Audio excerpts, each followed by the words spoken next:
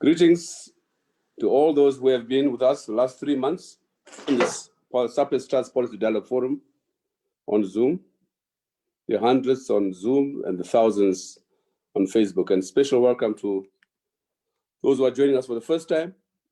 We have the last 3 months. This is the 7th in a series that has captured the imagination of many in Zimbabwe, in the region, on continent and abroad. And a constant theme that underlines this discussion, this series, is the pursuit for political settlement, peace, and sustainability of peace in our dear country, Zimbabwe. And therefore, the 7th in the series is looking at the recall of parliamentarians in Zimbabwe and to consider whether this is an assault on the Constitution and democracy, and therefore a threat to the search for political settlement in Zimbabwe. That's the question before us. This evening, we have a different format, at least for the first half an hour, which has to do with the fact that SABCA are covering us for the first half an hour. And therefore, what I seek to do is to introduce each one of our panelists and discussants in the first instance and ask each one of you to give briefly 3 minutes summary of your appreciation or understanding of the topic before us. And then on the hour at 6 o'clock, we go back and begin with Alex Magaisa, who will outline the problematic, have a reaction from Douglas Muwanzora and Paul Mangwana, and then we move to our discussions. So I'll start. The first, Alex Magaisa. Does he need an introduction? I don't think he does. Alex Magaisa, through his blog, BSR, has become an institution in his own right. Welcome, Alex. Alex is out there in London, in the UK. Then at home, I have my treasurer, Douglas Muwanzora, from the MDCT. Douglas Muwanzora. Yes, treasurer, good evening and welcome, special welcome to you. And then Paul Mangwana, Paul Mangwana. Paul Mangwana. Yes, Paul. Welcome, Paul. Welcome. The significance of our 3 panelists is less about the fact that they may represent certain persuasions, certain political affiliations in Zimbabwe, than the fact that they are among our leading lawyers in our country, jurists in their own right. And the 3 of them were involved in the COPAC, the constitution-making exercise in 2013. And even though they came from different parties, they worked remarkably well to produce that constitution. So the belief that Zimbabweans are divided by political affiliation is far from true. Certainly not in the case of such professionals and such bright lawyers as we have before us. Then I'll introduce our discussants, Chipo Dendere. Chipo,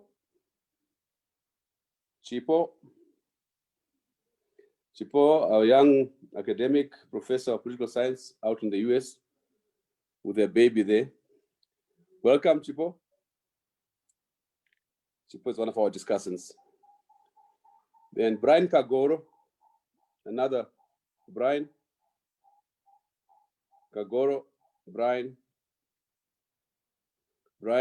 another luminary and an old hand in the civic movement in Zimbabwe. An important figure, continues to be, and we rely on him immensely in such discussions. Last for this time round, but not by far the least, Thuli Madonsela, my dear sister. Welcome to Zimbabwe. Thuli.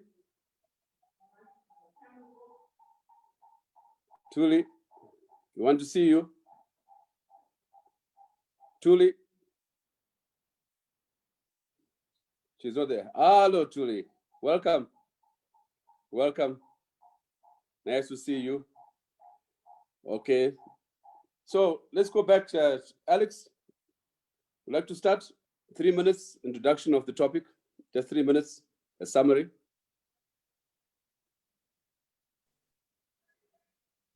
You need to unmute me. Okay. Thank you very much for the introduction, and thank you very much also for convening this very important platform. I welcome all my colleagues who are on the platform. The issue of recalls from Parliament is a fundamental issue that lies at the heart of our democratic system, or at least a system that is trying hard to be democratic. For me, democratic legitimacy is at the heart of any democratic system. And democratic legitimacy is based on the principle of consent. In other words, those who are governed must give, must show, must demonstrate their consent to those who govern them. And this is done through the process of an election. In other words, every 5 years, people go to an election and they choose their leaders. Now, the idea is that those who sit in parliament and those who are in the executive are persons who have been chosen by the people, people to whom consent has been granted by the governed. So it also means that the removal of those who have been chosen by the people should also repose in the hands of the people who make those decisions. The recall clause which we have in our constitution, section 129, subsection 1, paragraph K, is one that sits uncomfortably with the idea of democratic consent, or at least it has been made to sit uncomfortably with the principle of democratic consent. The reason I say so is that it awards the power to remove democratically elected representatives of the people in the hands of a political party. Now I say so, and I hold up my hands as one of those who sat in COPAC prior to 2013 and agreed that this clause should be in the Constitution. But I also want to make the point that it was not an invention of COPAC, as I hope my two colleagues who are here, who sat with me in those committees, will agree. This is a clause that originates from the late 1980s. In fact, it might rightly be called the Tekere clause, because it was introduced as a way of responding to the expulsion of Edgar Tekere, a veteran nationalist who was a member of ZANU-PF, who had been expelled from the party. But then Alex, I have to stop you now. I'll bring you back. Let's move to Douglas Monzora. 3 minutes initially. 3 minutes, please. Tejara Monzora.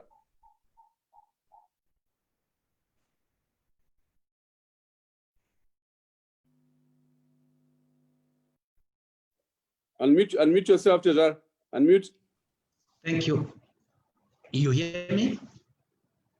Just 3 minutes in the first instance. I'll come back to you. Just 3 minutes. Oh, thank you very much. My appreciation of this topic is very, very simple. It's a very simple topic.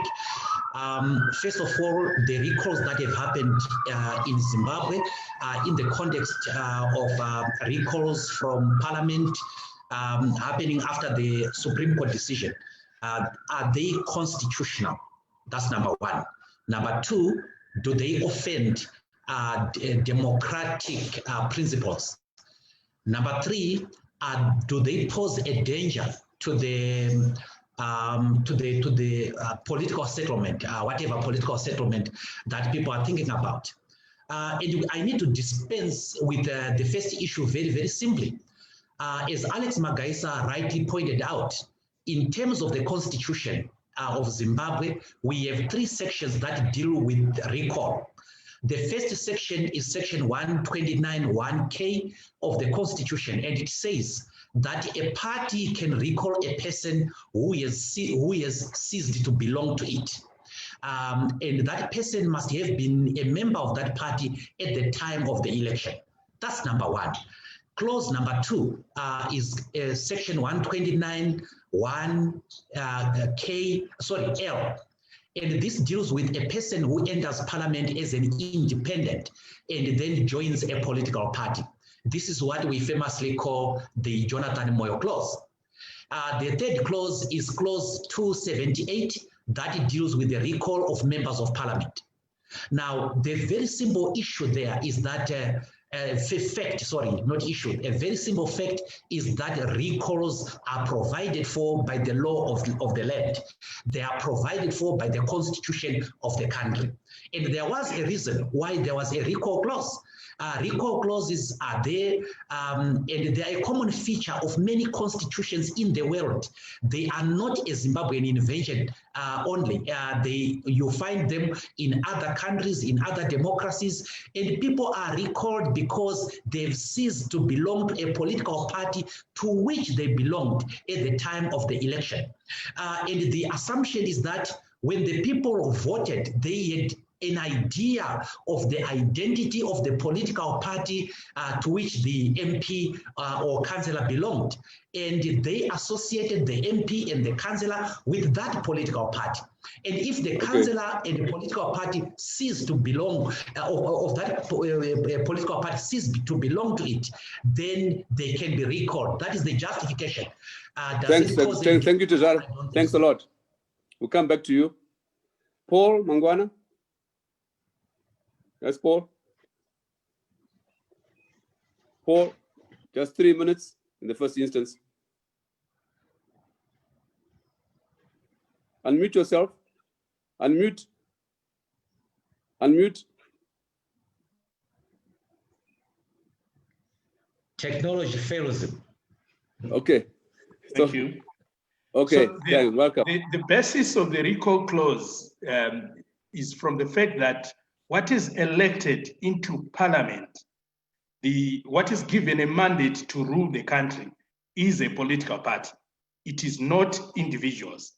It is political parties which sponsor candidates to parliament. People elect a candidate on the basis of the political party to which he or she belongs, and because they agree with the policies of that political party. So when you are in parliament, you are representing the interests of the political party. When the constituents voted for you, they voted for you on the basis of the political party to which you belong.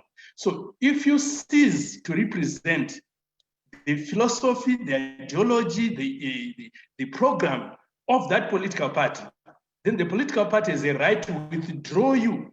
So that if you continue to say, my constituents is in agreement with my views, you have a right to contest in a by-election as an independent. So it does not take away your right to contest now on your own without the blessing of the political party.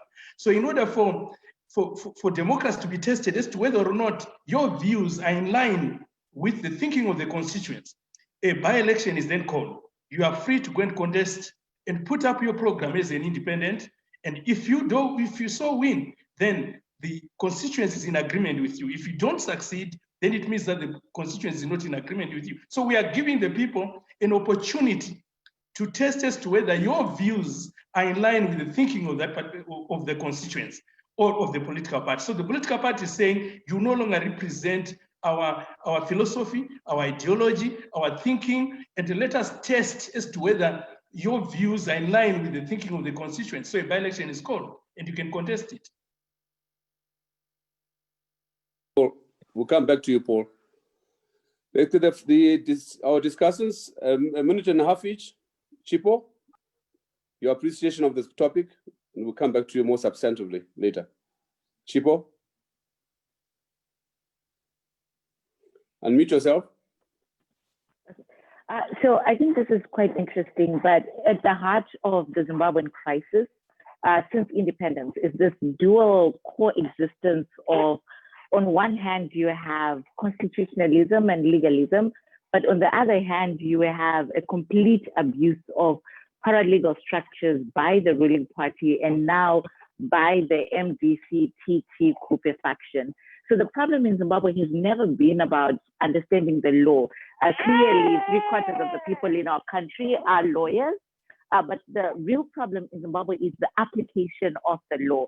And so what we see in this case is that the ruling party and the other opposition party are abusing, right? They're abusing the constitution to push forward their goals and agendas. And this has been happening even before independence. So what happened after independence is that ZANU-PF just took over another arsenal in their toolbox. And that arsenal is called, lying via the constitution, if you will. And I think my minute is up. Thanks. The babies want to speak too. Brian Kagoro. Just a minute and a half in the first instance. Brian.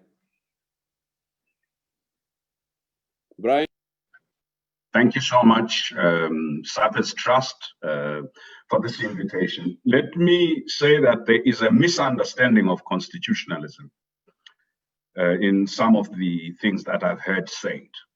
The right to recall in our constitution is a hereditary practice borrowed from an archaic British practice. And the British themselves in 2015, as Alex Magaisa will tell you, realized two things: that there was no mechanism for doing a recall.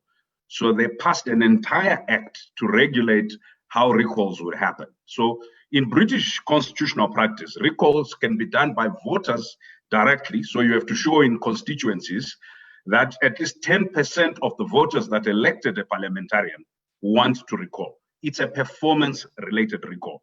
The second was a legality or crime-related recall, where a member of parliament is convicted of an offense. The third was a floor-crossing related recall, where a member of parliament ceased to be a member of a political party that they represent.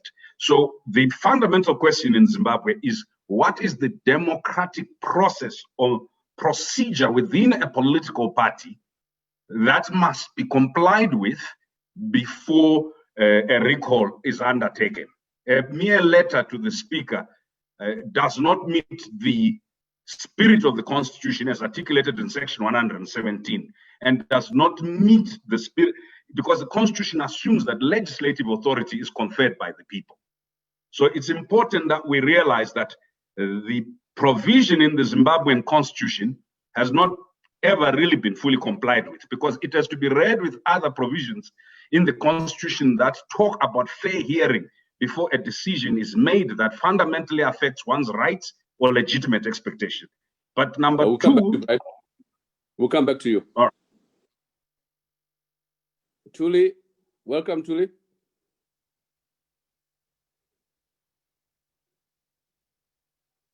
Tuli. Unmute yourself. Unmute yourself, Tuli. Unmute.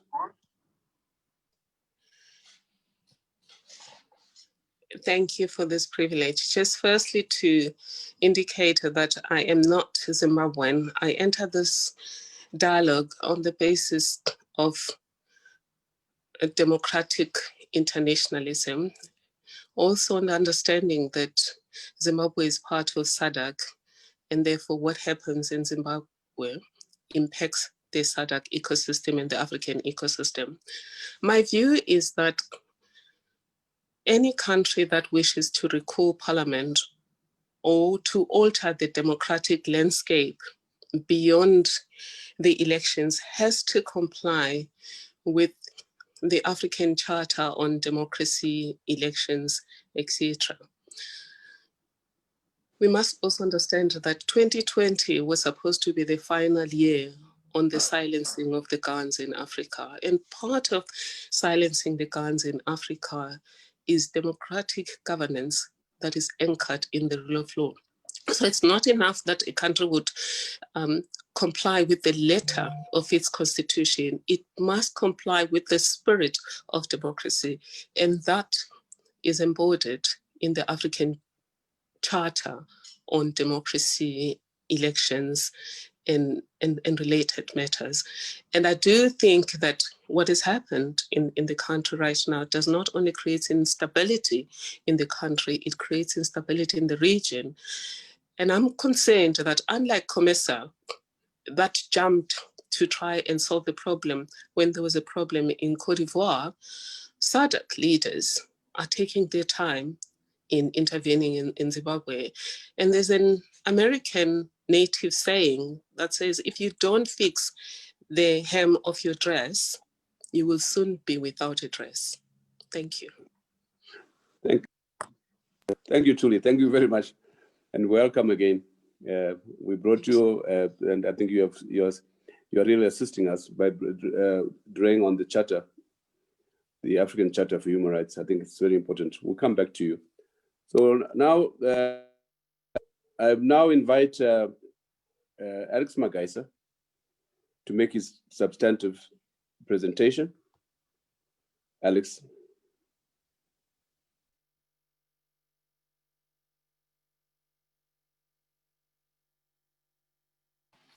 Okay.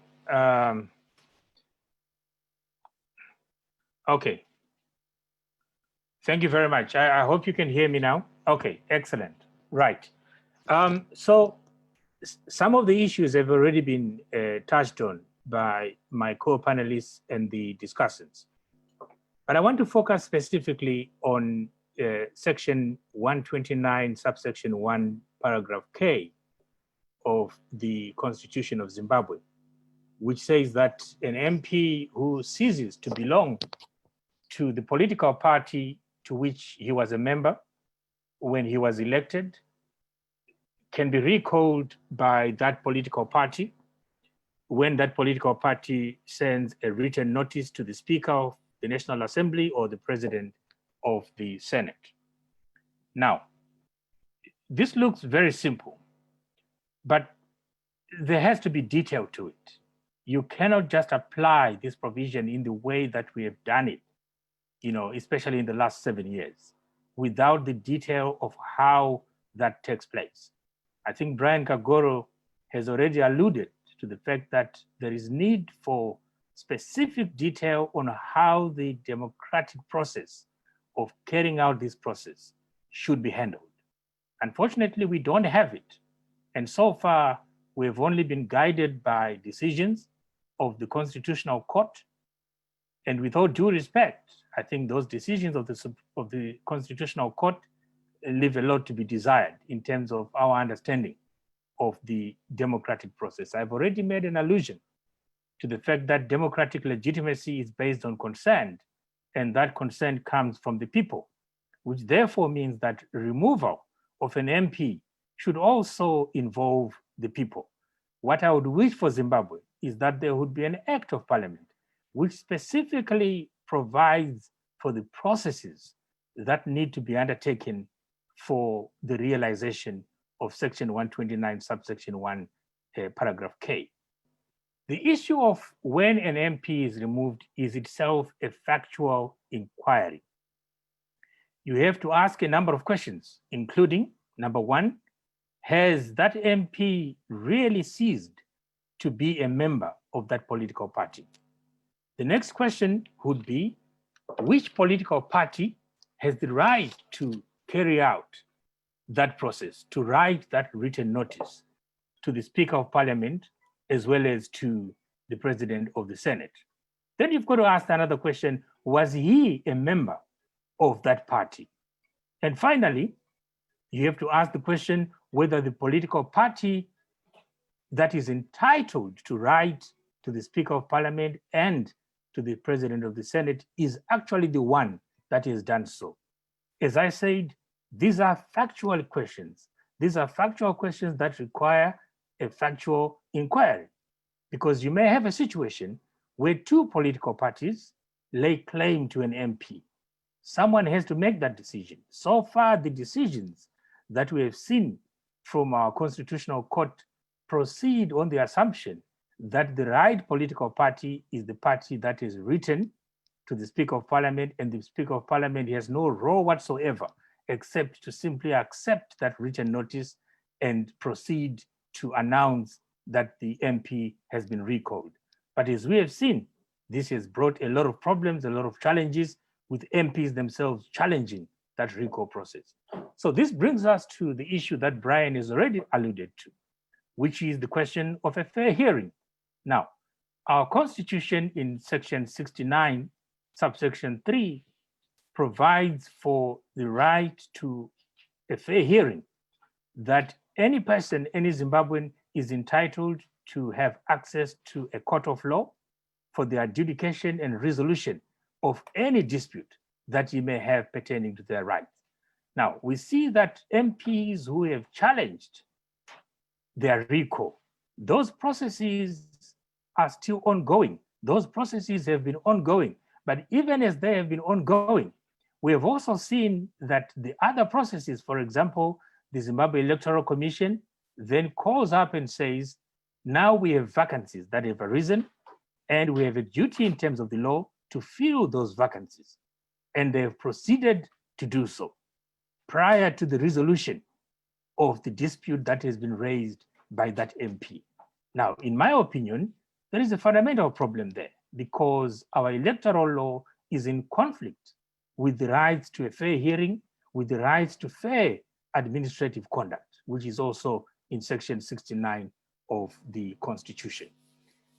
What we have seen is that the Speaker and the President of the Senate have accepted what they believe to be the right letter that has come from the right political party, and they pretend that they have not engaged in any factual inquiry, that they are simply accepting a letter. But the reality is that once there is someone who is making a claim, a contrary claim, then the Speaker and the President of the Senate are being called upon to play a quasi-judicial role in which they must conduct an inquiry as to whether or not this is the correct party which is sending the letter. And if so, they must be able to afford the other parties a fair hearing. In other words, Parliament itself could have set up its own processes to carry out this process, but they have not done so.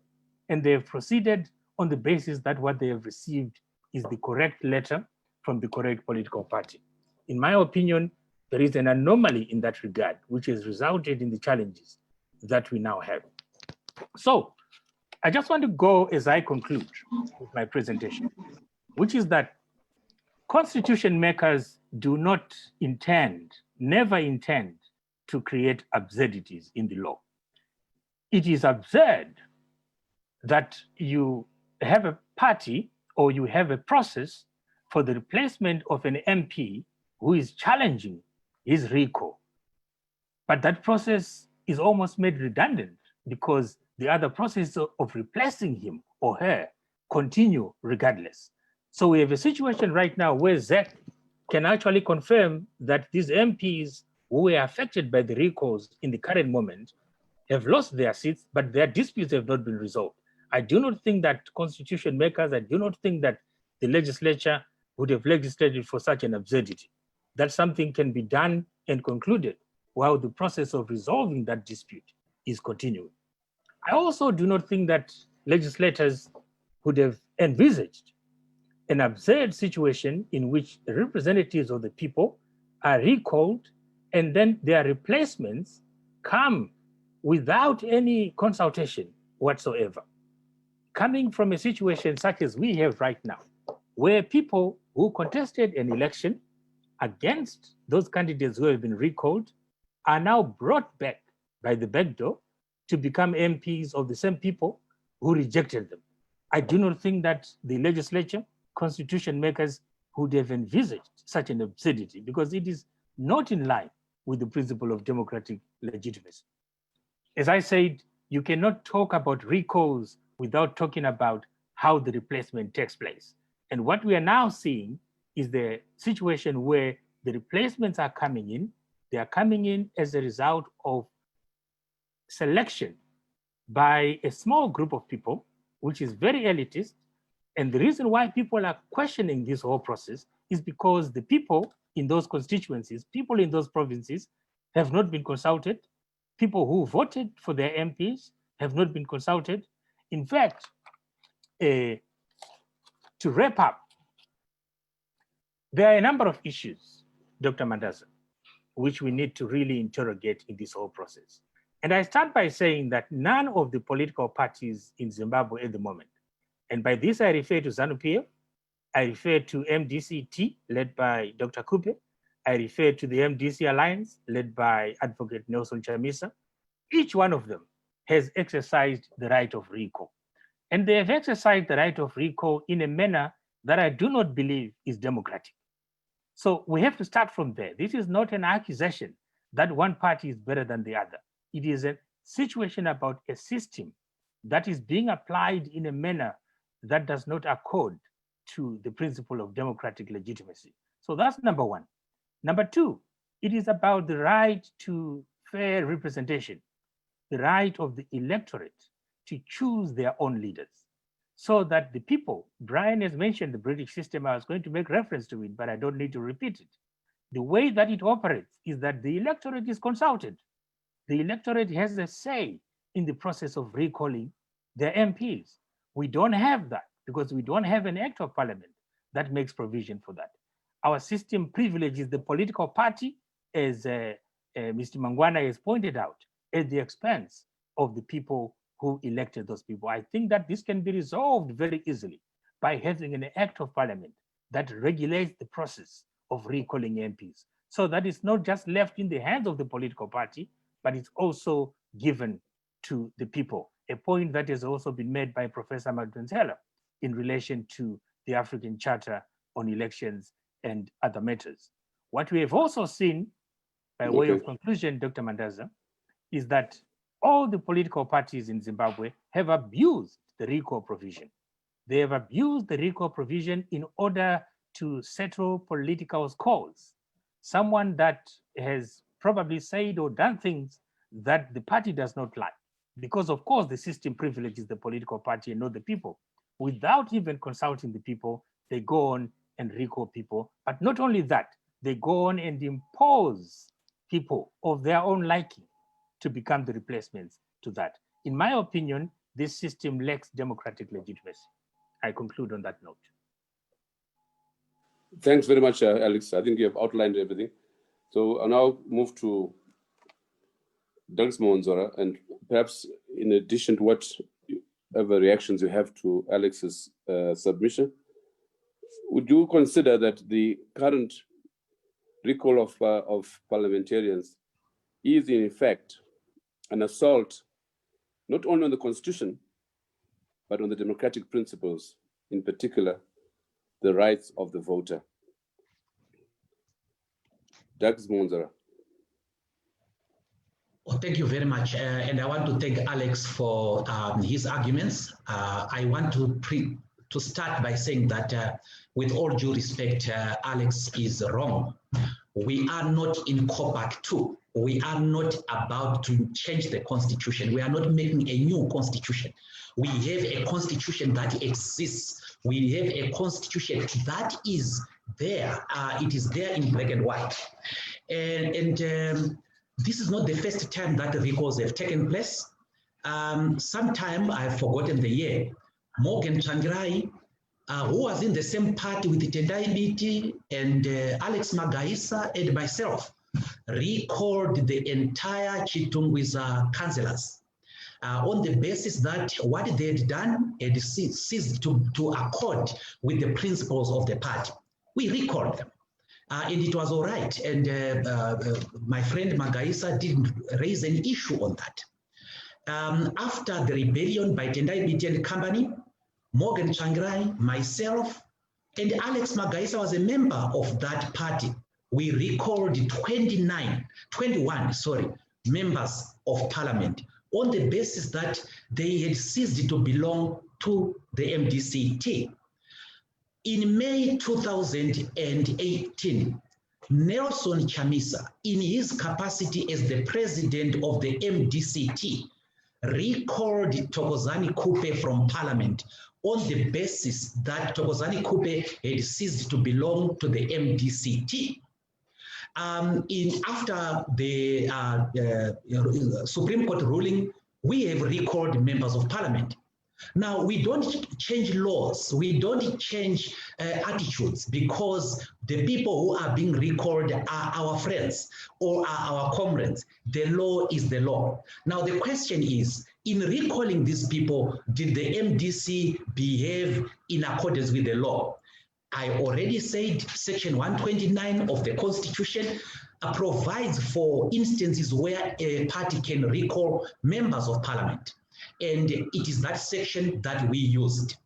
And when we used that section, we were challenged both at Parliament and in the courts of law. We succeeded in the court of law. We were adjudged to be right. And there is a section that deals with councillors, Section 278.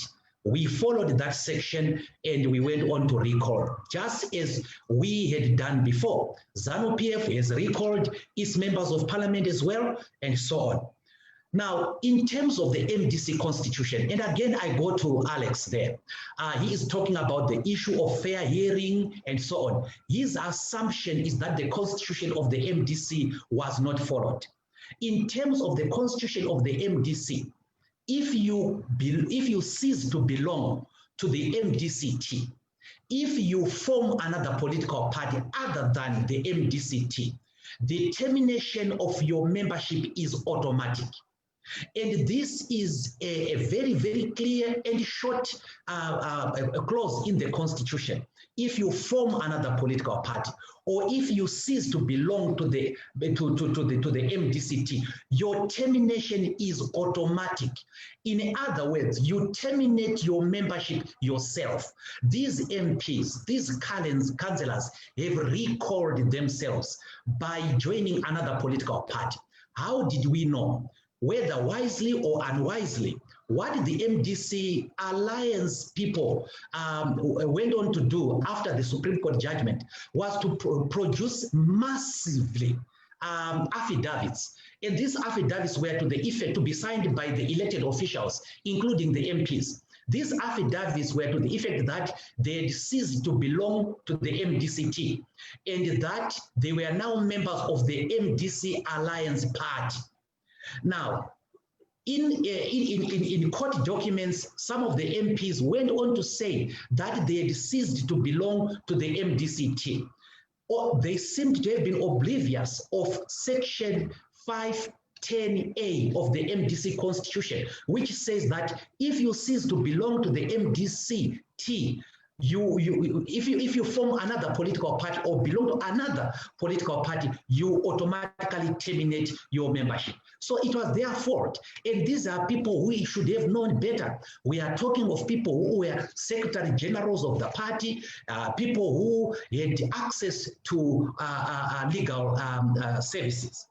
Now, the question that Alex has asked, did these people belong to the MDCT or to the MDC Alliance? On the 5th of August, 2017, Morgan Tsvangirai and 6 political leaders concluded and signed an alliance agreement. This alliance agreement was concluded and signed at the Zimbabwe grounds. And this alliance agreement is in 2 parts. The first one, it is a non-compete pre-election pact. The second part is that it is a post-election coalition. In other words, if we had won the elections, we would have formed a coalition government. Now, you don't form a coalition government with the people of the same party. You form a coalition government with the people of different parties. So that was the nature of the alliance agreement. It was the constitutive agreement. It was the constitutive document. Can I come in? The question which is being asked out there is why is the MDCT recalling parliamentarians? Is it to do with the constitution or is it politics at play? Before you come back to that, I will just ask Alex to come in with some of the issues you raised yourself. Alex?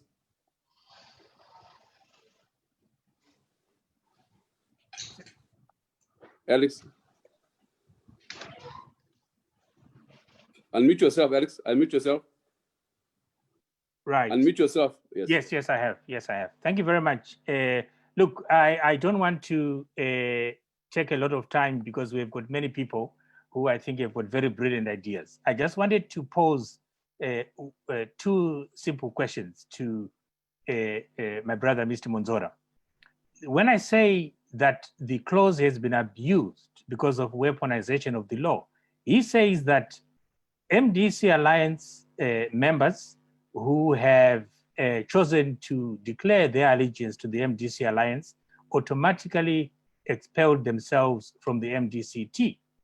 My question is, why then has it taken the MDCT to act in stages, recalling 6 MPs there, recalling 7 MPs there, recalling a few councillors here, a few councillors there? Do they not know that all these MPs and all these councillors, because they are members of the MDC Alliance, have chosen to align themselves with the MDC Alliance? Why are they doing it in stages? They are doing it in stages because it's political. And this is why I'm saying that it's the weaponization of the law. They could easily have gone to the Speaker of Parliament and to the President of the Senate and to the Minister of Local Government and said all these MPs and councillors who belong to the MDC Alliance have ceased to become members of the MDCT by virtue of their allegiance to the MDC Alliance, and therefore we are now recalling them. But instead they are doing so in a very staged process, which is part of what I refer to as the weaponization and abuse of the law. Second is the issue of what he talks about, the MDC Alliance constitutive document. That is an internal matter within the MDC Alliance itself. The Speaker of Parliament does not have a quasi-judicial role, but if he accepts that the Speaker of Parliament has a quasi-judicial role to carry out a factual inquiry into the internal matters of a party, then of course it changes the whole argument, because it says that these MPs should have been given a fair hearing by the Speaker before they were recalled. But he did not do that. He simply accepted what he had been given by the MDCT in order to... Thanks, Alex. Thanks, Alex. Okay. Tejara Monzora, you want to respond quickly before I move to Mangwana?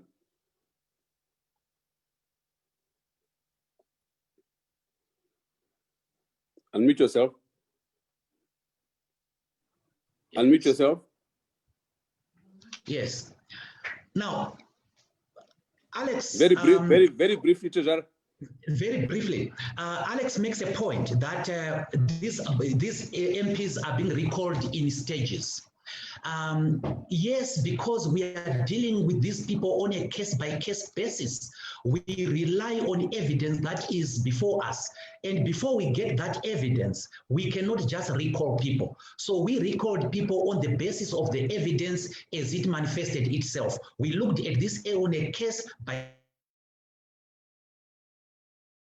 have documents which they signed before the courts of law.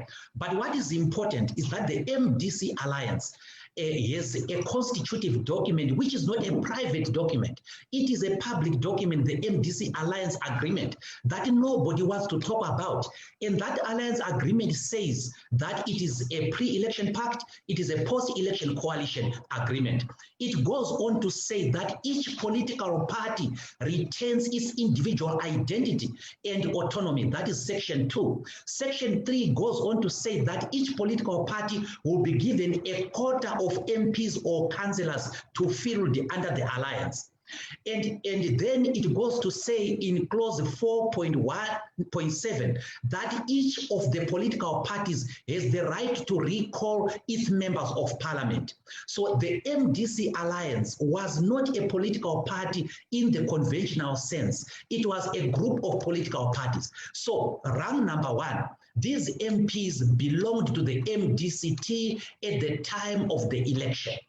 Round number two, they ceased to belong to the MDCT. Now, Alex says also that Robert, I've lost this guy. the MDC alliance, the MDC alliance as opposed to the MDC alliance party. He should have listened to David Coltart. David Coltart said in one of his tweets that the MDC alliance had been formed as a political party in May 2019. And then in 2020, we had the MDC Alliance producing a constitution in June of 2020.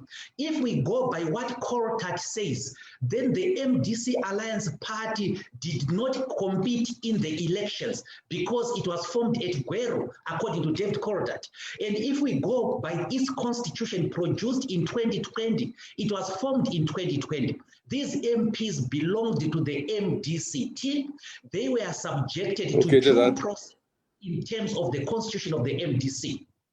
We'll come back to you. I think it's less about parties than about the right of the voter that we were trying to look at. I'll now turn to Paul Mangwana, and I'm not asking Paul to be a referee between the MDCT and MDC Alliance, but also as a lawyer, a constitutional lawyer, that to reflect on some of the points raised by participants on this conversation. One, that since political parties are essentially undemocratic, inherently undemocratic, how can therefore political parties have primacy over voters in that? That's one question. The other one, of course, is the second question is the role of the speaker. I think Alex made a lot of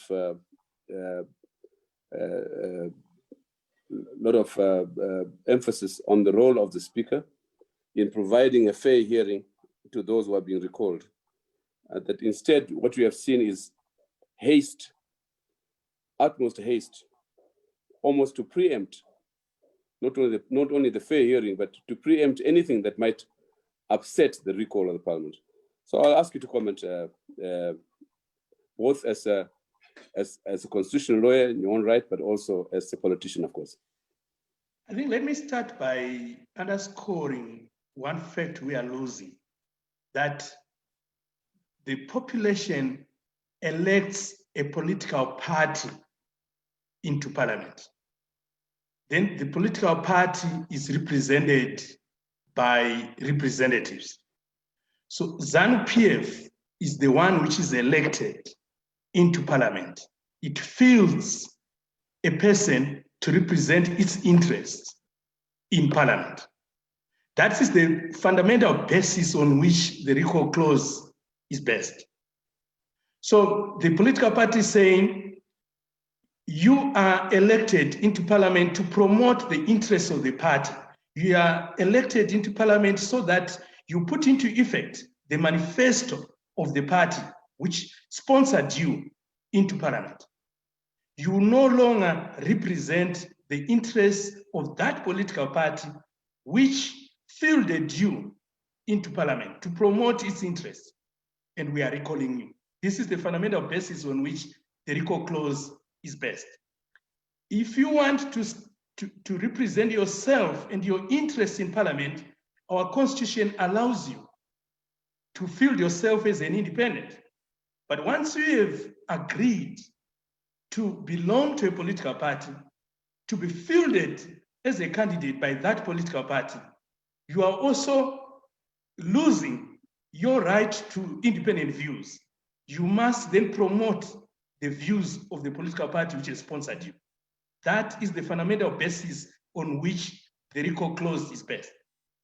That is why it is important for the political party to produce a certificate to the speaker that we are now withdrawing our right to be represented by this particular MP in parliament, because that particular MP is no longer representing the interests of the political party which is sponsored him into parliament. So as long as we have political party democracy, or the basis of representation being you are representing a political party which sponsors you, then the recall clause is important, because you cannot then go into parliament and start debating and arguing against the fundamental principles of the political party which sent you to parliament.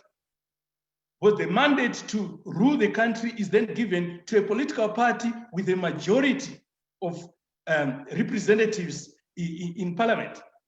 If a political party does not raise enough members of parliament to form a majority in parliament, it will not be able to pass any bills, it will not be able to push its policies and principles through into implementation because it does not have the requisite numbers. So the political party must make sure that it has got representatives who initiate and promote the policies on which that political party was elected by the electorate into parliament. I think let us not lose that fundamental fact that the population will be saying, we want this political party to form a government.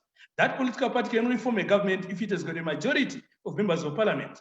So if those members of parliament are not subscribing to the ideology, to the principles of the political party, then they do not represent the interests of that political party, and it will lose its right to rule. At the next election, it will lose the election because its mandate, in fact, its policies have no one to promote in parliament. And that is the... But Paul, would you agree? Paul, would you agree that there's an inherent contradiction or tension between the primacy of the party on the one hand and the rights of the voter on the other? Would you agree that this is a tension which needs to be resolved? No, the voter chooses a political party. Let us understand that. The voter, while you have the name of the member of parliament in the ballot box, but you also have the political party which he represents. So the same member of parliament, if I leave ZANU-PF today, members of ZANU-PF will decide as to whether they want to continue to support me or not. But I cannot go away with the electorate on my own when I decide to be an independent or I decide to join MDC. That is why a by-election has to be held as to so that the electorate can decide as to whether on my own I still represent the interests of the electorate. Because the electorate has a right to be represented in parliament to be governed by a political party. In Zimbabwe, we have what we call political party democracy. So it is the political party which is elected, not the individual. Okay, Paul. Just another question, really, on political, on constitutional principles. Is there a difference between the people who are elected to parliament or appointed to parliament on the basis of party list, the proportional representation, and those who are directly elected by the voter? Did you make a distinction between that? And secondly, which party did ZANU-PF contest at the elections? You are asking me which to part make was it? MDCT? My interpretation is that we contested the MDCT, which was in effect the MDCT and various other political parties which were in an alliance. I've seen those documents, and there was an alliance agreement. So they retained their individual identities, but they contested as an alliance from the papers which I saw. Okay. But the electorate, yes, the electorate does. Sorry. The tension between those who are getting to parliament through party representation, such as the party list, proportional representation on one hand, and those who are elected directly. Don't you see a difference between those two categories? There is no difference, because fundamentally, if you look at the ballot paper, the political party it comes first. The political party, then the candidates. So you cannot just be a candidate. If you want to be an independent, then you do not have to subscribe to a political party. But in fact, your right to contest an election is signed for by the Secretary General of your political party. He must sign. Yes, they must sign a document to say we've agreed that this person contests the election as our representative. Without that signature, you cannot represent ZANU-PF. Is there something else you want to add? So you have been sponsored by a political party. Is there something you want to add before I move on to the discussions in 1 minute? Anything else you want to, that's burning in your mind, want to put on the table? Basically, I would want the listeners to understand, the viewers and listeners to understand that we have what is called political party democracy in Zimbabwe. And that is what they approved when the constitution was approved.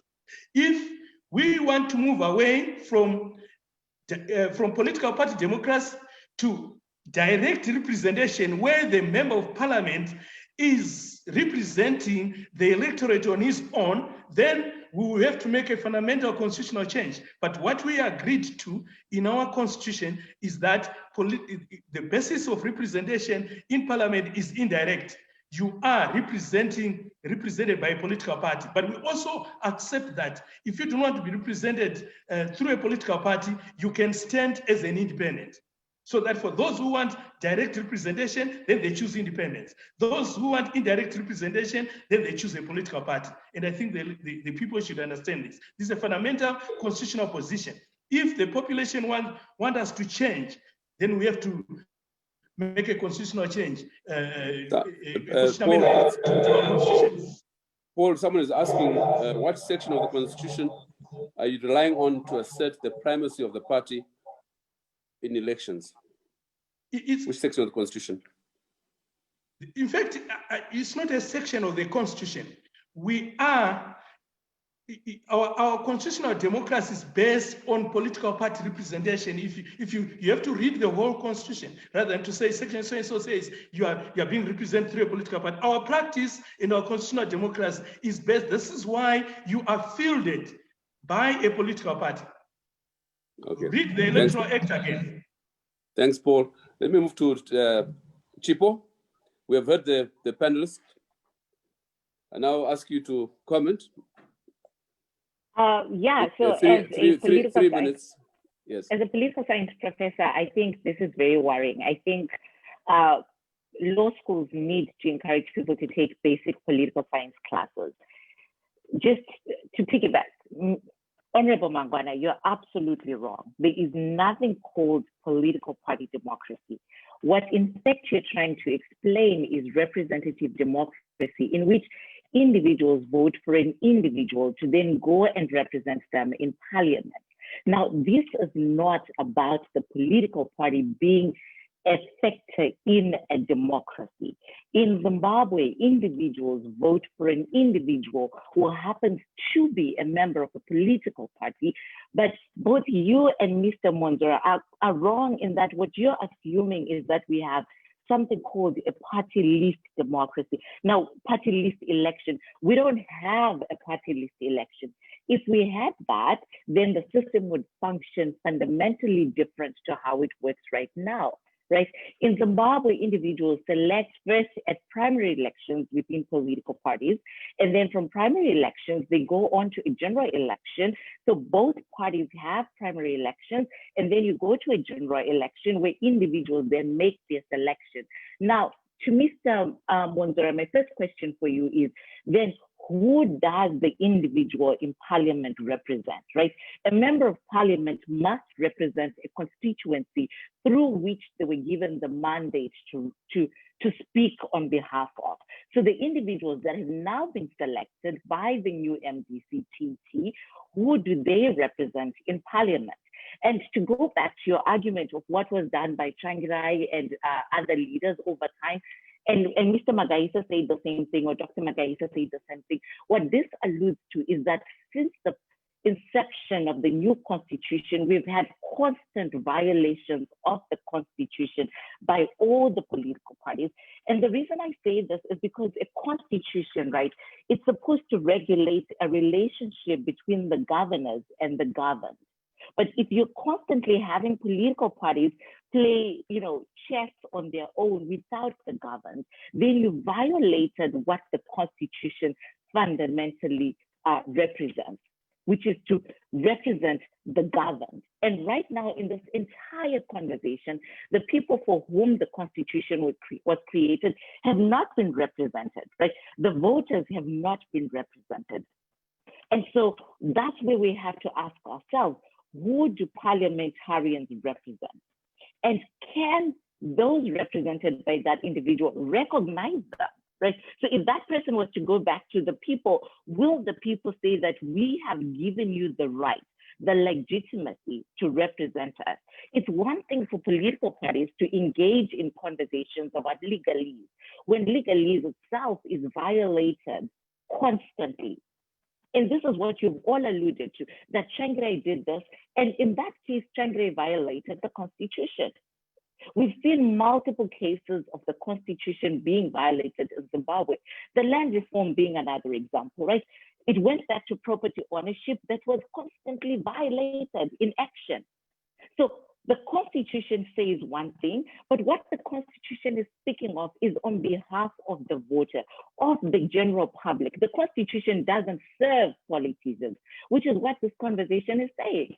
You're all alluding to the fact that you think that the Constitution saves political parties and that it serves the elite. It doesn't serve the elite. It serves the people. So where are the people? That's my question to all of you. Where are the people in this conversation? Have the people given their mandate, their authority to Thokozani Kupe and Co, to Chamisa and Co, to say, these new people that you're selecting, they represent us? Because fundamentally, and I have to keep repeating this, but fundamentally, the Constitution is about the people. It is about the voter. It is about the governed. And the governed are not in this conversation at all. What we have is legalese. What we have is people playing around with words and sections. But you've completely forgotten that the mandate to govern comes from the people. So if the people that Kupe has replaced MDCT alliance with, if they go to the various constituencies, can those people in the constituencies recognize them and say, look, I give you the right to speak for me. I give you the right to represent me.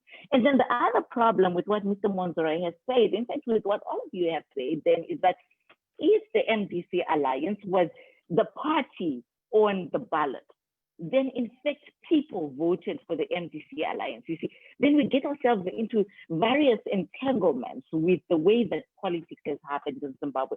So I really want to pause there and ask each of you to bring back the voter and explain where the relationship with the Constitution and the recalls exists for the voter. Thanks, Chipo. You really brought a new dimension to the debate. And not surprising coming as you do from the field of political science, our field. Thanks, Chipo. Brian Kagoro.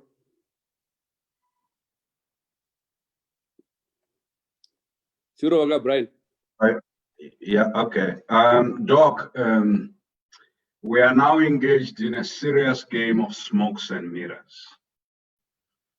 Let me deal with Mr. Mangwana. He's easier to deal with because Chipo has dealt with. My brother, I'm afraid, as a constitutional lawyer, myself, your understanding of constitutional law is flawed. And Chipo has explained. But Section 117, because you asked for a section, is very clear on where the legislative authority reposits in Zimbabwe. It reposits with the people. And to that, I'll add Chipo's other points. Let me come to Mr. Monzora. My brother Dagi, let me start with the smallest of issues. Dagi, you are wrong and almost misleading. Let me explain. The internet is awash with videos of you standing to be president of something called MDC Alliance. And then you stepping down for Chamisa. And then you going to something called a Congress in Gweru and contesting. Fact number one. Fact number two. Madame Thokozani Kupe formed a thing called MDCT.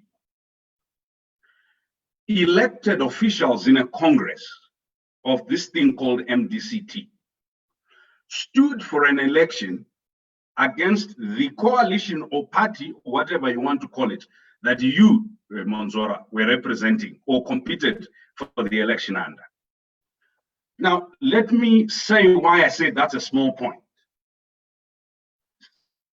the MDCT constitution that you saw cited suggests that a member ceases to be a member under the following circumstances: Section 510, Section 511, Section 512. Let me explain. Number one, you cease to be a member if you join or support a political party other than the MDC. When you went to Gweru to a congress and stood, did you violate Section 510? If you didn't, then the people you are recalling have not. When Madame Coupe formed a thing called MDCT, did she become, as you suggested, automatically expelled from the MDC, notwithstanding the circumstances that motivated her to form it? Section 511, if you escape Section 510, Section 511 of the MDC Constitution suggests that a member ceases to be a member if 2/3 of the National Council rules that this person no longer represents, right?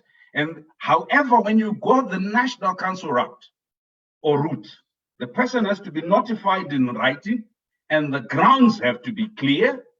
Or if it's disciplinary action, the person has the right of appeal according to Section 512 of the MDC Constitution. Now, the expulsions have to be endorsed by Congress. It seems to me that it doesn't matter which official you take of the MDCT, if you are saying there's an original MDCT. Your 5-year mandate had expired by the time you were purporting to write letters, all of you, to expel people or to recall people. When your mandate has expired and no Congress has taken place, what is the legal position? Those were the small matters. Now let's go back to what I believed were the legal arguments that you were making. Number one, that people ceased to be, that the recall. So the recall can only become legal. I'm not even talking about legitimacy, because Dr. Magaisa, Chipo, and Koya talked about legitimacy. If, according to section that you cited of the Constitution, the member has ceased to belong to the political party of which he or she was a member when elected to Parliament, and the political party concerned by written notice to the Speaker or the President. Now, having given you the situation of Madame Coupe, if your arguments are correct, then when Madame Coupe formed her MDCT, she automatically terminated her membership of the MDCT that you purport to represent. Which would then bring me, when you stood against Nelson Chamisa, or with Nelson Chamisa, wanting to be elected first as president, and then as, I think, Secretary General or something, of the MDC Alliance Party, the thing that you are accusing these people you are recalling of having joined. You yourself, Mr. Manzora, would have violated Section 510 of the MDC's Constitution, which says a member, your membership is automatically terminated when you join or support a political party other than the MDC. Clearly, we're the festival of absurdities. This game of smokes and mirrors seeks to undermine democratic sovereignty. In the absence of a mechanism of recall, and in the absence of a proper hearing by an executive which has mandate that has not yet expired in terms of its own constitution, what we are witnessing, Dr. Mandaza, is a festival of illegalities by people claiming constitutionalism. The premise of any parliamentary democracy or any democracy, especially legislative authority, is clearly stated in Section 117 of the Zimbabwean Constitution, that the authority reposits with the people. And as Chipo has said, the people have not been brought into this conversation. Let's assume that we're all wrong and Mangwana is right, and the authority reposited in the political party. Then everybody who's purporting to act on behalf of the so-called MDCT is guilty of violation of Section 510 of their own constitution, because there is video and other evidence of their attempt to support, if you say MDC Alliance is another party, an election, and another political party other than MDCT. I am dismayed by the lack of honesty in this matter.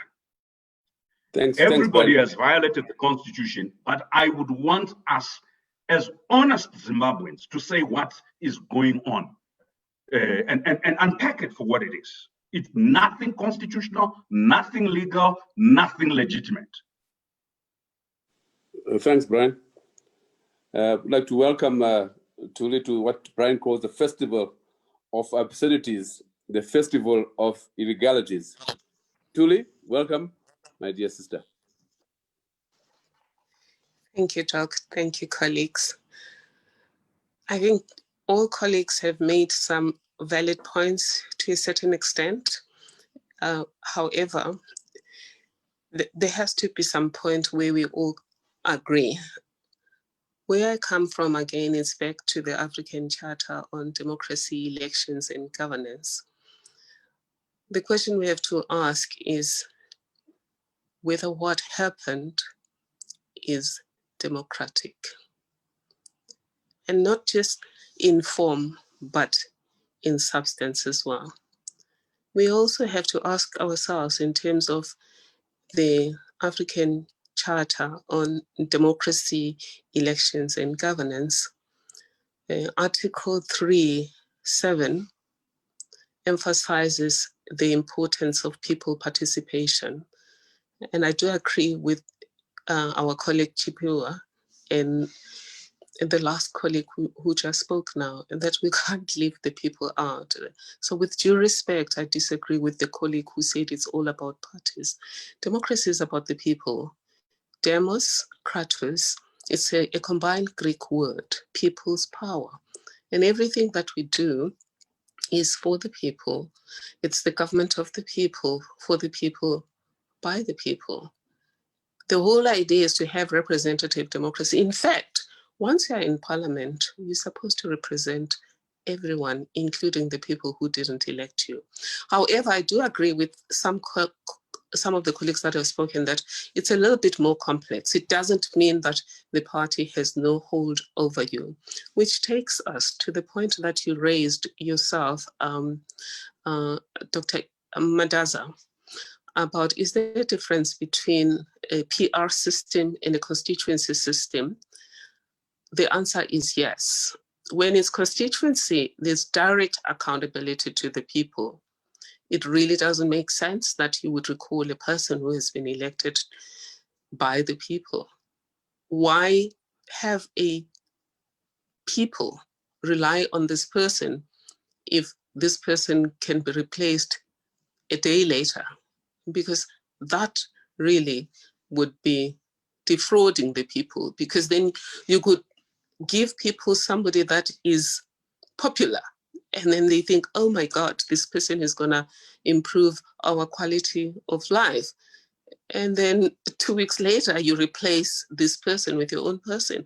And therefore the idea is, I agree with, I think it was colleague Alex who said that the intention of the Constitution is not to create a theater for absurdities. And that's the truth with any constitution. If this matter were to go to the Constitutional Court of South Africa or the defunct SADC Court, they would take a purposive and contextual interpretation of this situation, and they would ask themselves, regarding what happened, is it in line with the domestic constitution? Is it also in line with this country's obligations under SADC instruments, Africa's shared values, and instruments such as the Universal Declaration of Human Rights. And I don't believe that this action would be found to be in line with the African Charter on Democracy, Elections and Governance, particularly Article 3, 7, and 8. 7 on participation, 8 on fairness and transparency. I do also agree with the suggestion that was made by, I think it was Dr. Alex Magaisa, that perhaps the Constitution, perhaps a law should clarify this. Because just in ending, dear colleagues, whatever happens should not just be just, it should be seen to be just. And all of these instruments are there to regulate relationships between human beings. And if the people feel that there's unfairness, if the people feel that there's no accountability to them and there's no representation for them, that becomes a recipe for lack of trust in democratic institutions, and the rule of law flies out of the window. Thank you. Thanks, Julie. Thanks very much. Very refreshing.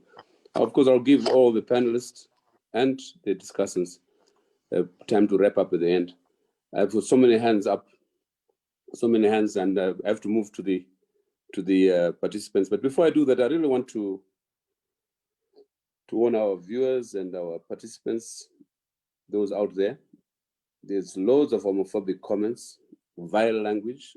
Please, this is a professional forum. We'll respect each other, including those who are participating. Please desist from such language. Let's keep it civil. Let's keep it civilized. So the questioners, I think Tendai Dumbuchena, are you nearby? Tendai Dumbuchena? Tendai? Tendai is not there. Mbazo. Mbazo.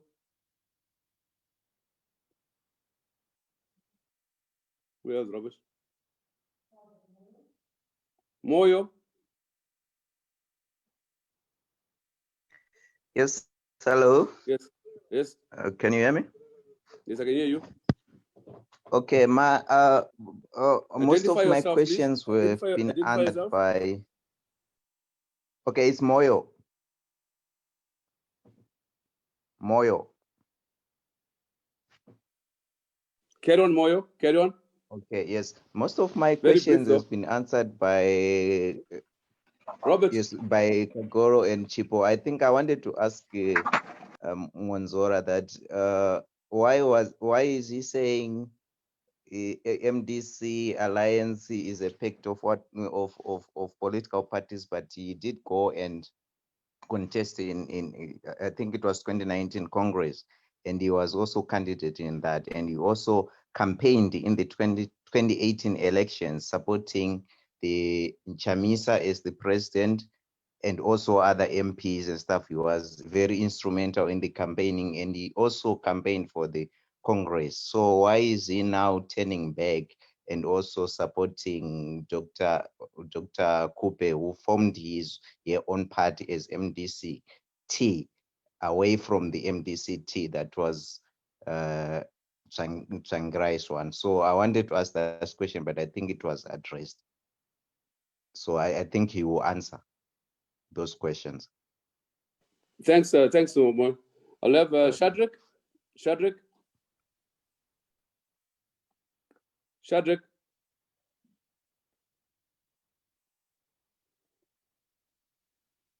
Shadrach, you're not there? Magonya? Magonya? That Magonya? Magonya? Magonya? Who's next? Hello, can you hear me now? Yes, I can hear you now. Yes. Okay, I'm going to mute my video for the purpose of enhancing clarity. I have to make an observation, and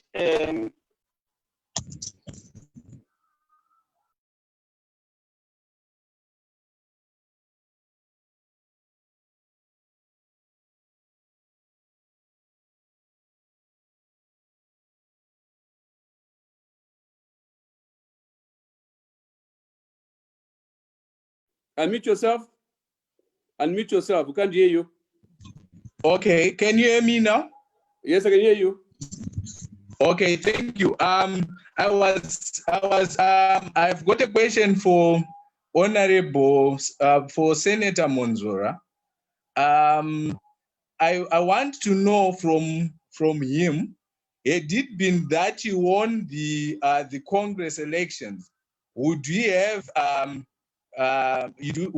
left the MDC alliance? And also, now that I hear Jacob Mafume has won the mayoral elections, would you accept that he have actually lost? People are in support of MDC alliance.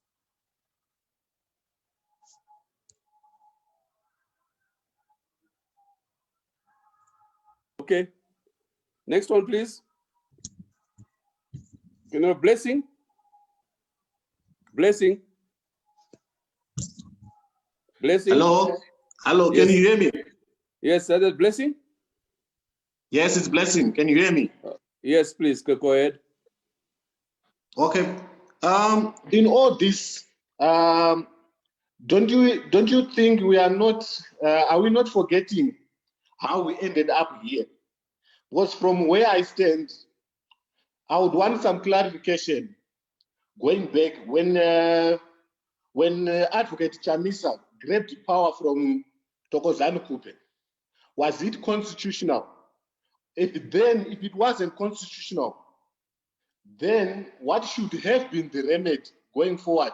Or we can just put that under the carpet, forget about it, and we say move on. Because I understand we are addressing the current situation, which from where I stand, it only passes blame to the people who are, according to Mr. Magaisa and Chipo, who are currently violating the Constitution. But what about those who started this whole fiasco? Had Advocate Chamisa not grabbed the power unconstitutionally, were we going to be here, and what should be the remedy going forward? Thank you. Walter, please come in.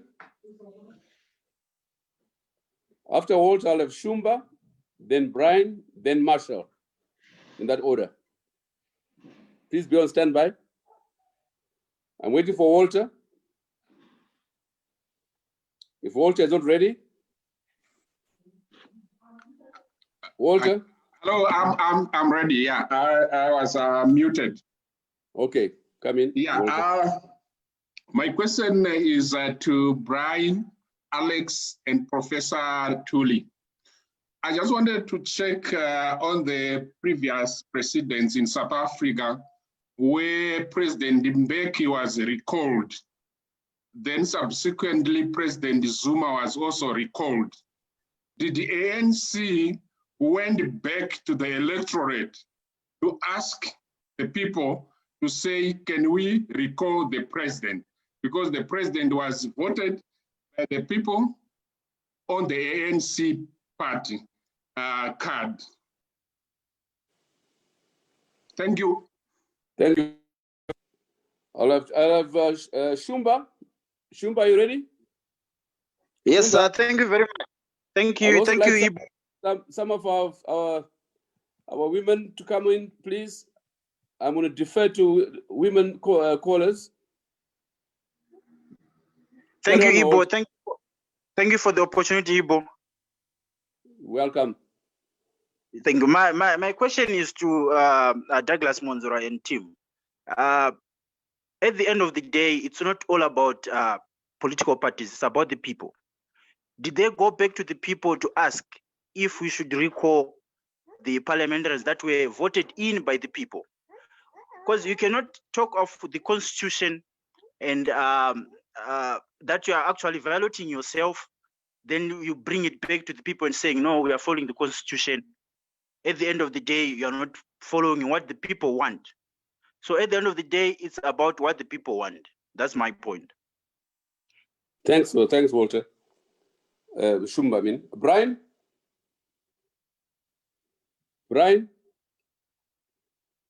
The other Brian, not our Brian.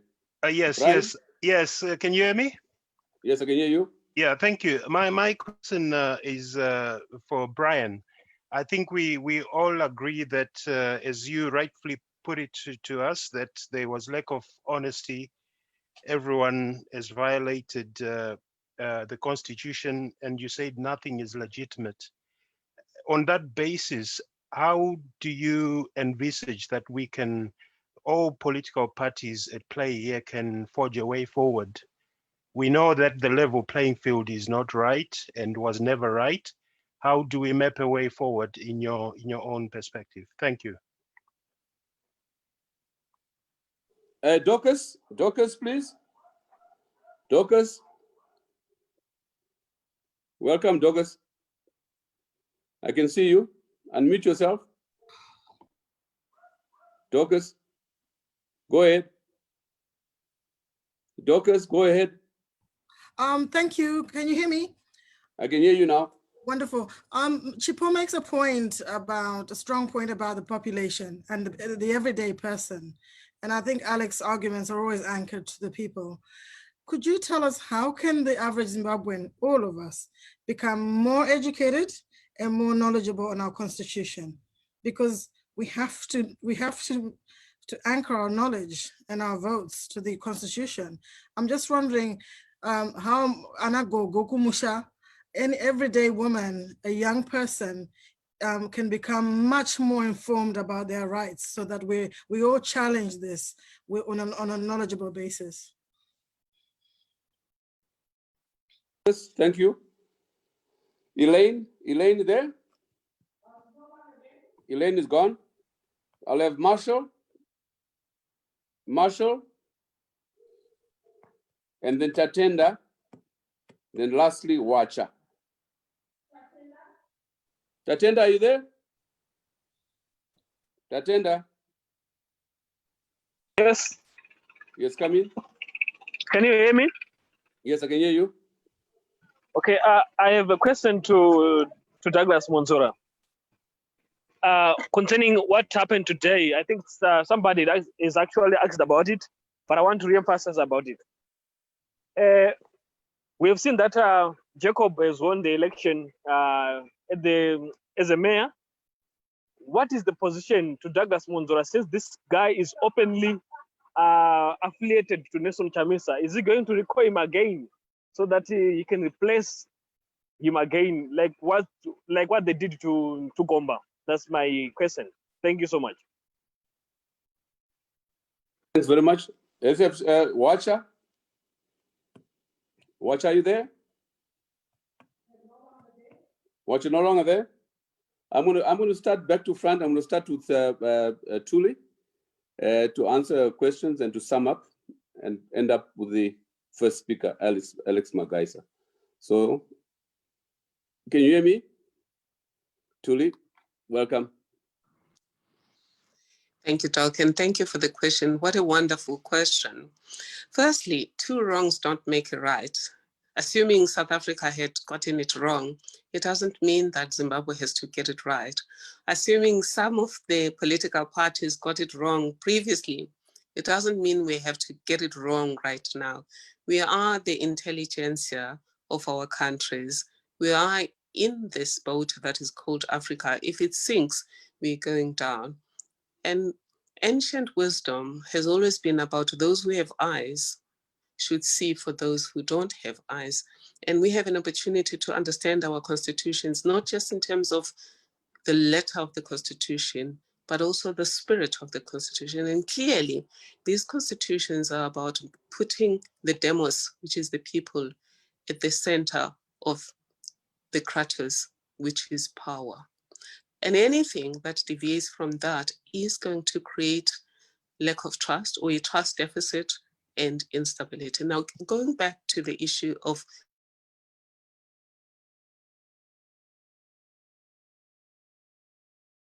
and direct elections. President Mbeki was never elected by us. No president in democratic South Africa has ever been elected by us, the people. And hence we're calling for electoral reform, where as the people, we can elect the president and insulate him from having daggers and threats from his party that threaten him with possible recall, particularly when he acts decisively against his own party members. And President Zuma was elected via proportional representation, and so was President Mbeki. What happens in South Africa is that we elect a party, and these parties have no more than 2 million people. The ANC is about 1.2 million, EFF about 2 million. And then these parties elect a president for 59 million people in parliament. And of course, they can also ask that president to resign on his own accord or have a vote of no confidence against him. But again, the numbers would threaten any president and he can resign on his own. Just again, my parting words to all of you, dear colleagues, is thank you for the privilege to participate in this. We have an opportunity in crises such as this to think better about how do we implement the instruments that we created. And constitutions do not cover all bases, but we can interpret them constructively, purposefully, and contextually to achieve stability and to put people at the center of our democracies. Thank you. Oh, that's powerful, Tuli, most powerful. And thank you very much. It's something to savor, really. And a lesson in comparative constitutionalism, Professor Dendere. Brian Kagoro, there are a number of questions to you, and of course, can you sum up as well? Brian Kagoro. I'm trying to unmute myself. Thank you, Dr. Mandaza. Just as Tuli has said, the subtle difference between South Africa and Zimbabwe is that the president of South Africa is elected by the National Assembly, but there's a requirement in South African law that such a president must show that they have the support of the majority of parliamentarians. When the party which is the majority in parliament through its NSC recalls a president, it doesn't necessarily mean that they cease to be president. There still needs to be that parliamentary process. Our president is not elected by the parliament. So I think Tuli has explained that. If you ask me what the way forward is, I think we are so skilled, or rather we've been playing in what I characterize, Dr. Mandaza, as the Premier League of pettiness. A lot of what's happening with these recalls is childish, petty politics, vindictiveness, and it really doesn't matter when this festival of illegalities started.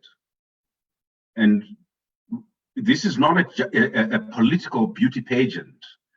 We're not in a political beauty pageantry to determine whether the Monzora faction, the Chamisa faction, or so and so, which one is correct. No, we're simply saying the country requires a law on the recall of MPs that will set out the procedures for recalling MPs and the requirements that each political party must satisfy when it purports to recall MPs. That's number one.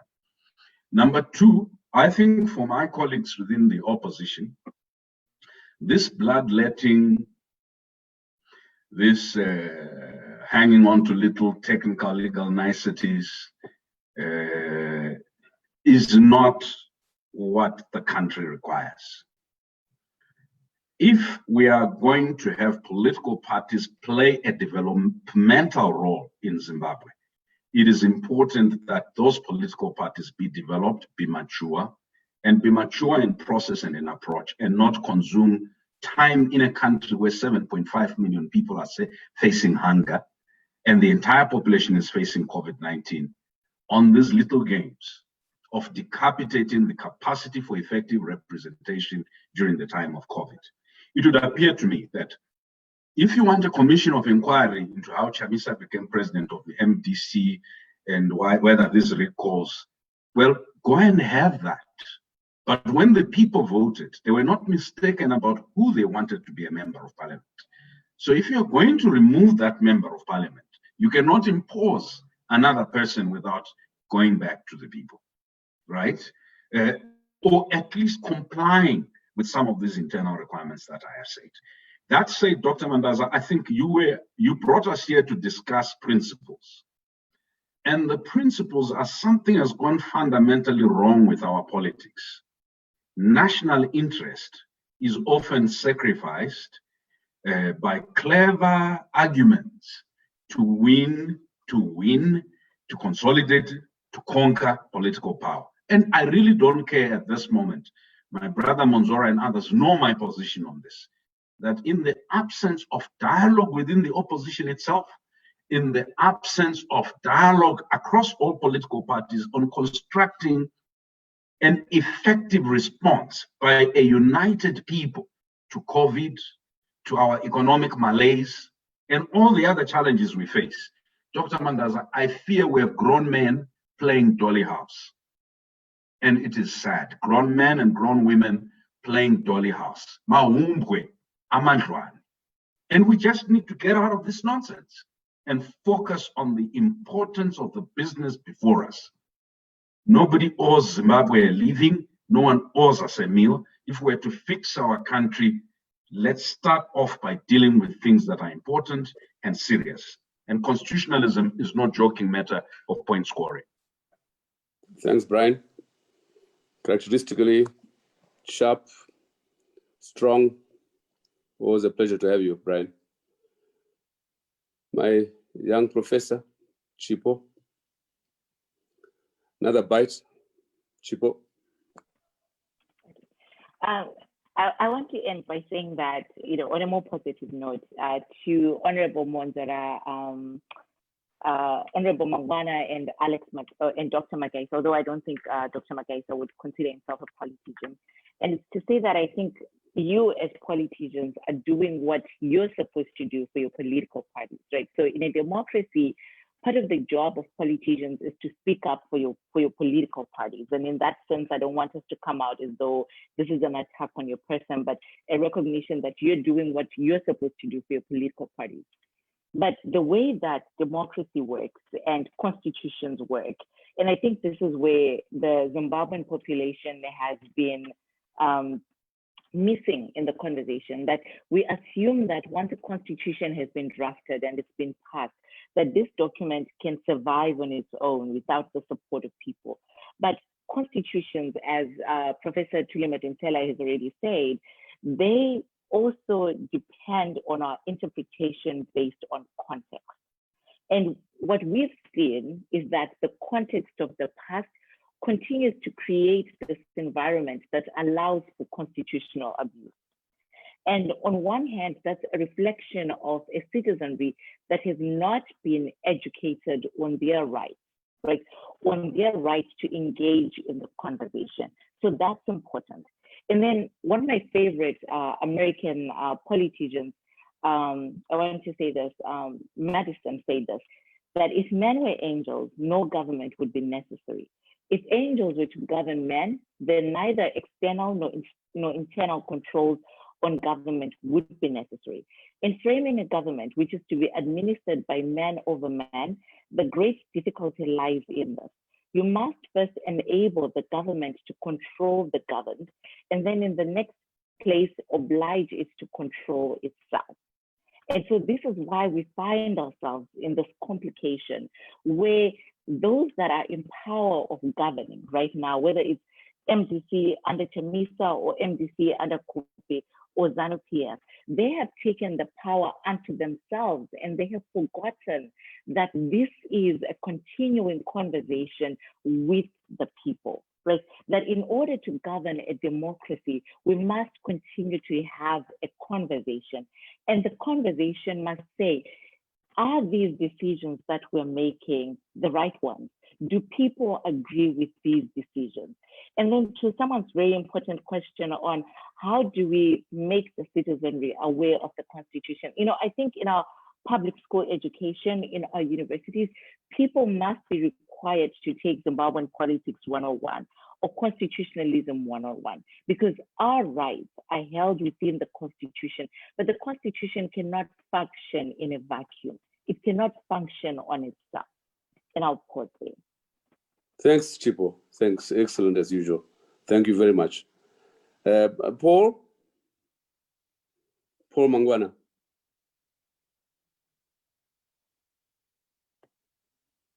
There were some questions to you, Paul, but also your wrap up.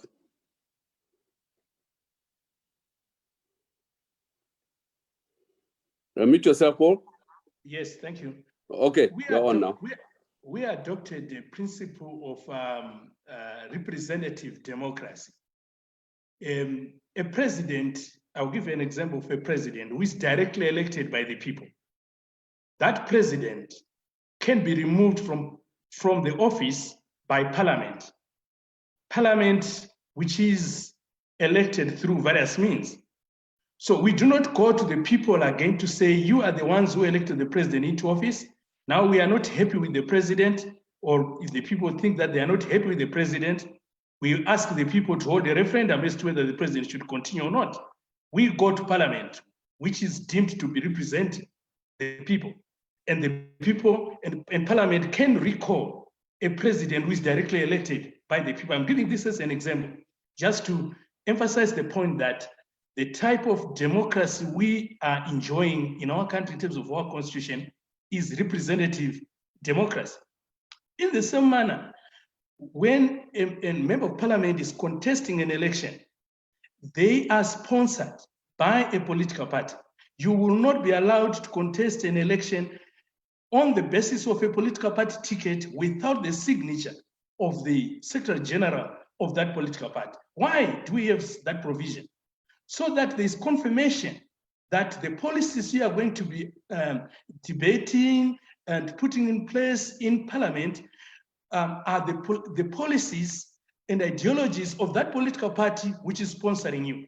That is the basis for the existence of that provision, where if the political party which is sponsored you tells the speaker that this member of parliament is no longer representing our interests, it must have the power to recall you. And when they recall you, a by-election, if you are representing a constituency, will be held. And you are free to contest as an independent. And so you are not taking away the right of the electorate again in expressing their views. If they feel that the political party, and there are quite a number of examples where political parties actually withdrew their support from a candidate, and that candidate went on to contest an election and won the election as an independent. We've got quite a number of instances which have taken place in our democratic history. So we are not that provision does not take away the right of the constituents to choose the representative whom they want. So in my closing remarks, I'm saying the constitution is okay. The constitution as it is all right. We adopted representation through political parties. Therefore, the political party has a right to confirm as to whether or not a representative is still representing its interests. If it's not representing their interests, then they recall that person. And the right to recall is important for us to continue to have political parties having a say, a measurement as to whether the representatives in parliament are still representing their interests. Because at the end of the day, come the conclusion of 5 years, if we allow members of parliament to represent their own interests when they are in parliament, that political party will not be able to retain power. Thanks, Paul. Thanks, Paul. Thanks very much for coming to the debate. Thank you indeed. We'll meet again soon. Douglas Monzora. Douglas. Tejara.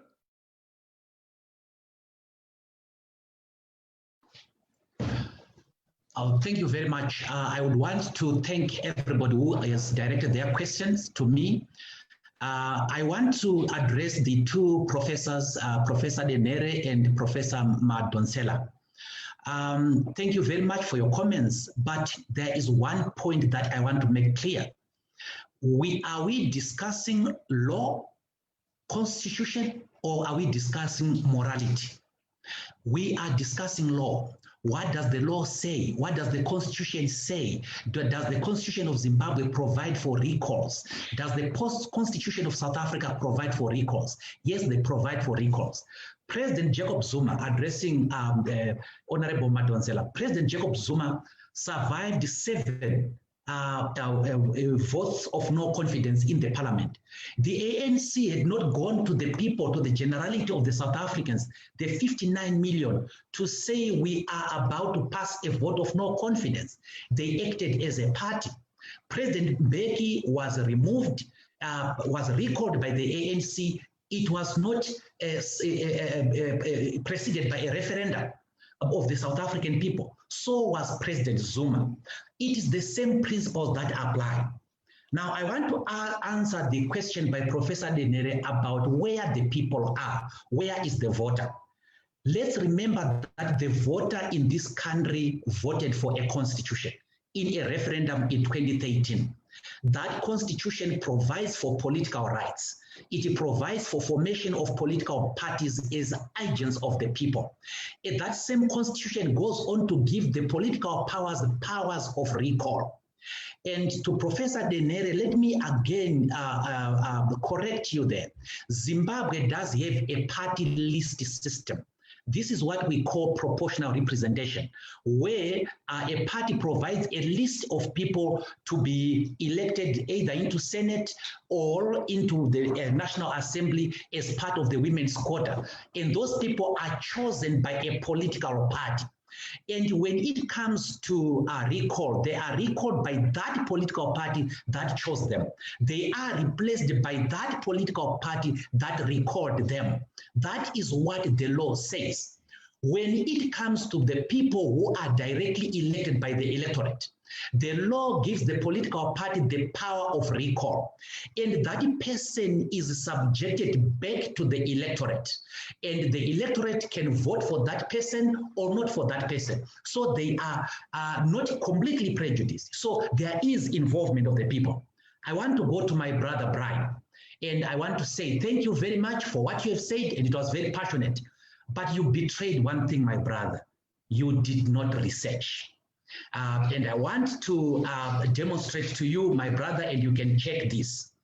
The Congress that was held in Gweru, the Congress in which I unsuccessfully contested the post of Secretary General, was not an MDC Alliance Congress. It was an MDC Changirai Congress. How do you know that, Brian? You go to the resolutions of that Congress. You will see, and you can Google them. It is they are entitled resolutions of the 50th Congress of the MDC.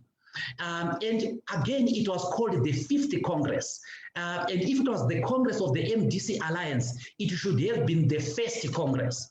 In the same year, 2019, in September or October, I think 14 October, we celebrated the 20th anniversary of the MDC. It couldn't have been the MDC Alliance because the MDC Alliance was barely a year old. So again, you did not look at facts, my brother. And I want to refer you to go to the Twitter handle of Nelson Chamisa between end of February 2019 to end of June 2019. You will see Chamisa there telling people about the MDC Congress. And if you go to the election material for Welshman Nube, Charlton Nwende, and so on, their campaign posters, they are campaigning for the MDC. If you go to the resolutions read by Tabita Kumalo, she refers to the MDC and not the MDC Alliance. The MDC Alliance, that is why also at the same Congress, we welcomed back into the party, Welshman Nube and Tendai Biti. We couldn't have welcomed back people who were forming a party, whom we were forming a party with. They were coming back from to the MDC. Let's sum up, Tezara, please. So the point I'm making is that everything that was done, it was done above board. That is what the law says. That is what the constitution of the MDC says. We in the MDC want to take over governmental power through peaceful, democratic, and constitutional means. And one of the starting points is that we must respect our constitution to the letter. No matter how inconvenient it may be to certain people, no matter how it may have prejudiced our friends, we have recalled people because they did not belong to our political parties. Some of the people we recalled is because they are fingered in corruption. Some of them are facing corruption, Thanks, and we have recalled them in line with our stance against corruption. Thank you, Tejara. Thank you very much. Thank you for participating in this. Thank you. It was good to have you. I'll have Alex Magaisa.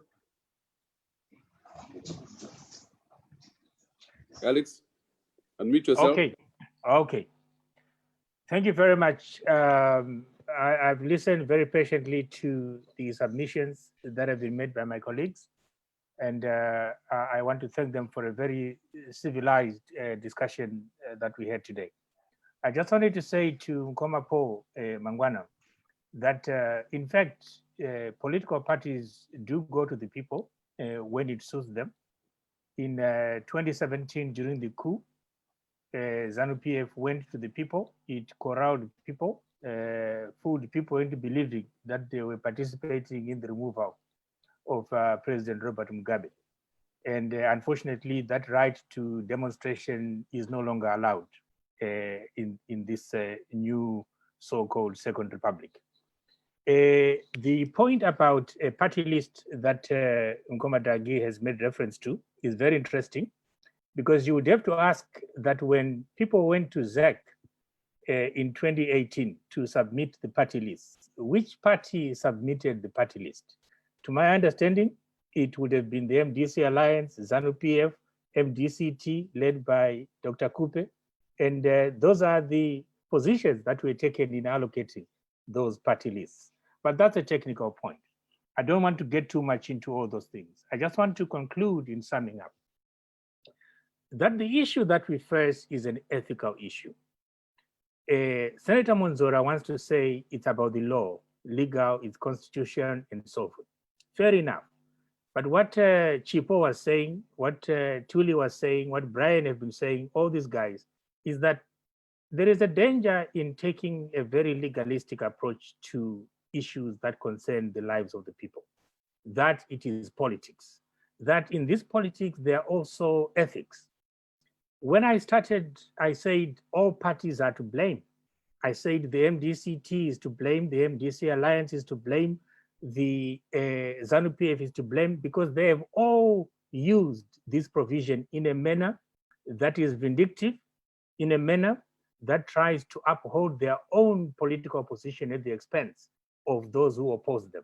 And I thought that that was going to set out the context of this discussion.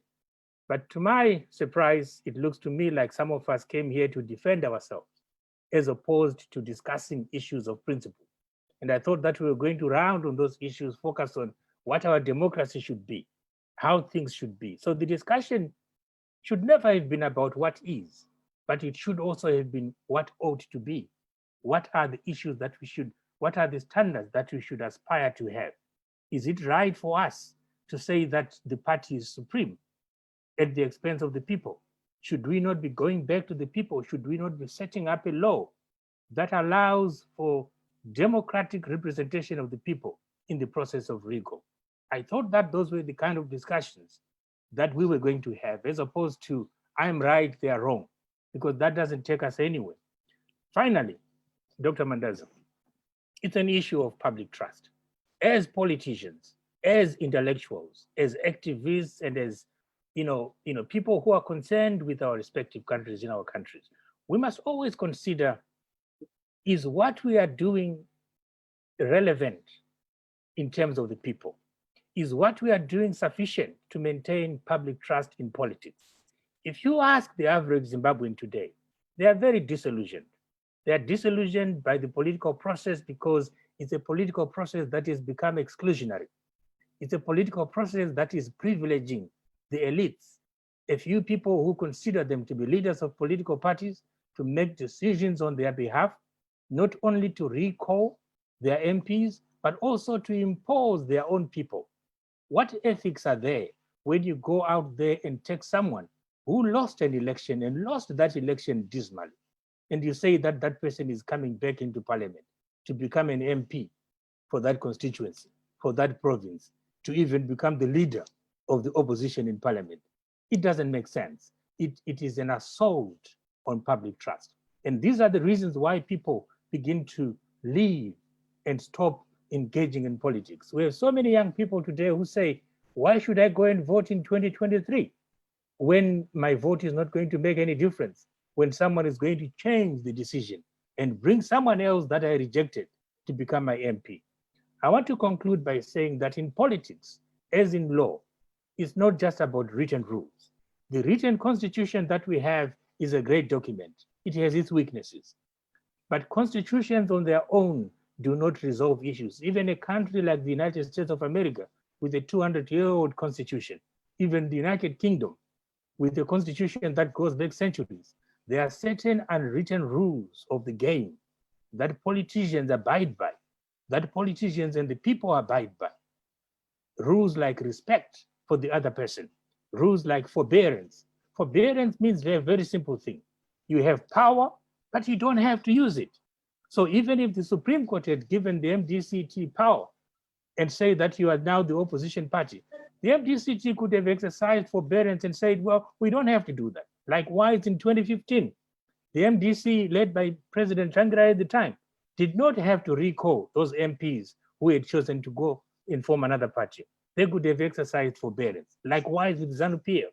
What I'm saying is that in dealing with our political system, let's not just focus on what we see as the rules in black and white. Let us also consider the values, those unwritten rules that govern relations between politicians and between politicians and the people. I conclude there. Thanks, Alex. Thanks, Alex. Well, who can ignore those compelling concluding remarks? The issue of public trust, ethics. There is morality in politics. There can be morality in politics.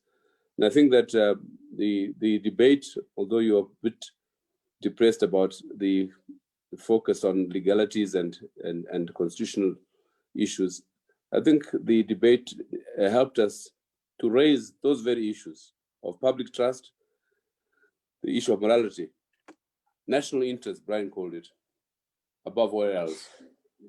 And also democracy, as Tuli has emphasized. Demo comes from the Greek word, democracy comes from the Greek word of demo, the people, the primacy of the people.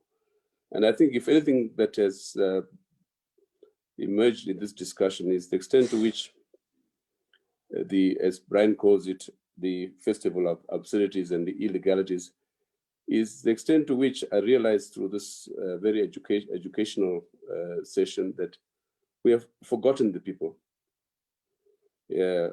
almost entirely. And I think the point made earlier by Alex himself, we need to look at the Constitution again, but also the point made by Tuli in the reference to the African Charter. We have very imperfect constitutions, let alone democratic principles. And I think the Zimbabwean experience so far, and even the discussion to some extent, it really made us, made a sense of guilt that we really, the people are nowhere to be seen in this discourse. And I think that there are many, the comments coming from people on this is to emphasize again and again that the first past the post in our constitution, in electoral law, really is and always has been emphasis on the voter. And I think the recall of parliament, in my view, and in summing up the debate, is really an assault on not only the constitution but on democracy in particular. We will continue in this conversation. The next debate is beyond this burning issue of land, the land question in Zimbabwe, the unresolved land question. So join us again in 2 weeks' time when we look at the land question. and the implications thereof for the pursuit of a settlement in our country, which I think remains the agenda of this series. Again, to thank you all, Alex, Tejara Munzora, my young man, Paul, my young Professor Chipo, our guru, Brian, and above all, my sister, Tuli, coming as she did and gracing our forum. A reminder that really in Southern Africa, we're just one country, one big country. Thank you very much. We look forward to seeing you again. Thank you, thank you. Good night. Music.